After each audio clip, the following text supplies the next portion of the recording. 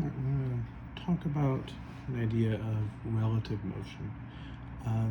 This comes up in the context of Newton's laws of motion that we're going to meet soon.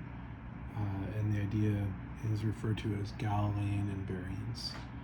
And so before we get into this specific problem, the general idea is if I have some uniform velocity that's constant, then the laws of physics are going to be invariant.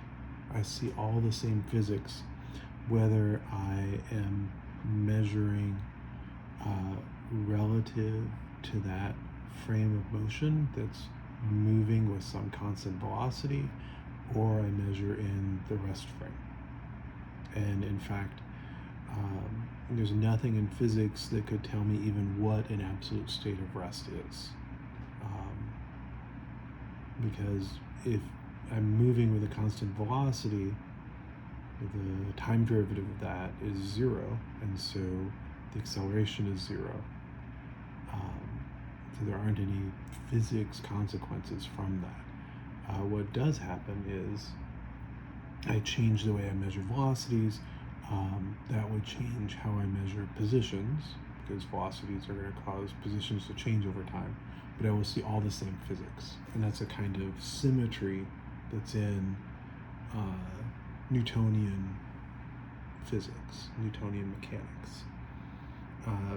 Going through this example largely to introduce some notation that is going to be useful further downstream in physics, where we're talking about things like relative motion and the idea of the Doppler effect, and then also the idea of Einstein's special theory of relativity, which points out the error in Galilean relativity, in that Galilean relativity is not correct when we are dealing with speeds close to the speed of light. Okay? In everyday life, obviously you're not going to be able to tell that difference unless you have fantastical precision in your measurements. Okay, so all that said, so why we're doing this, then here's a specific problem that we're trying to solve, and the notation we're introduced to do this. So you are a swimmer. You can swim at 4 meters per second. You want to swim across a river, and the current is 1 meter per second downstream. And the question sounds strange at first, but it'll make sense. What direction should you swim in to swim straight across the river? And what does that mean? So if you start off just trying to swim straight across the river, well, the river itself is moving relative to the river bank. And so in fact, if you go at an angle, it takes you just, your velocity vector is just straight across, then that vector plus the vector for the motion of the river actually points downstream, and you'll swim a larger distance, taking more time. So we want to use the idea of relative motion changing our frame of reference of measuring velocities to figure out how to swim just straight across the river. All right, so I'm going to have some notation with subscripts, and P is going to mean person, and W is what I picked for water, and B is for the riverbank. Okay, so here are some things that we know.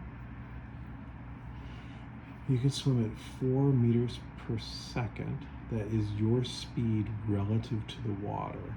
So the magnitude of your velocity is that speed. That is 4 meters per second. The velocity of the water relative to the riverbank in the coordinates that I chose is minus 1.0 meters per second, and that's j hat. So it's along the minus y direction. And we want to know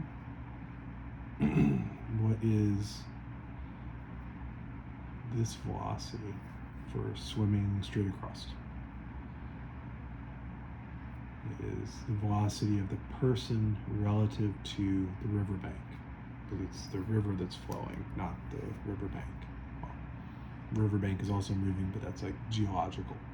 I'm not so concerned about that on a short time scale. So this is a vector addition problem, and that's sort of the whole point of this, and that's how this notation works out nicely. So you are going to swim along this velocity vector. So that's your velocity relative to the water. There is the velocity of the water relative to the bank, and then those two velocities together add up to give me this vector, which takes you straight across the river. So that's the vector of person relative to the bank. And this is vector addition, right? The velocity of the person relative to the riverbank is the velocity of the person relative to the water plus the velocity of the water relative to the riverbank. And this is how this notation works, and is the strength of the notation.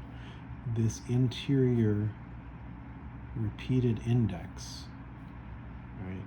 To get from velocity of the person relative to the riverbank, I need to know the person relative to something, and that something relative to the riverbank.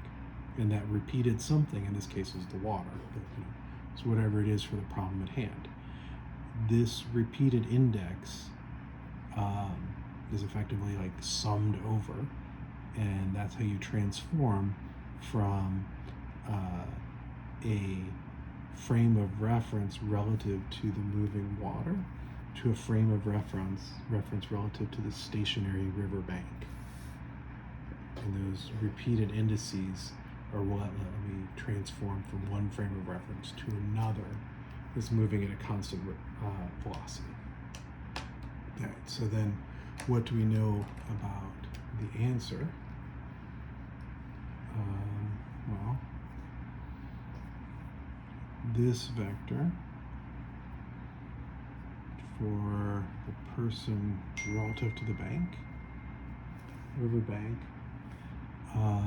I'm going to have one side is 4, this side is 1, so that's 16 minus 1, then square root.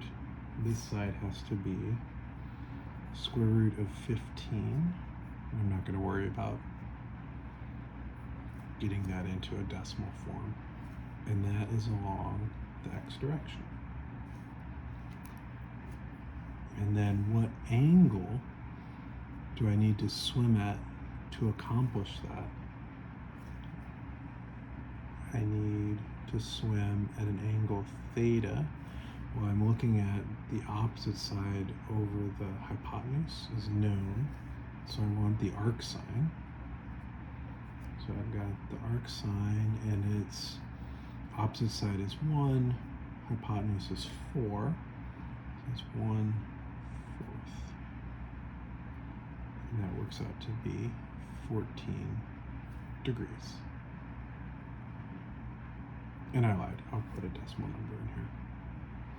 3.9 meters per second. Almost your normal swim speed of 4 meters per second.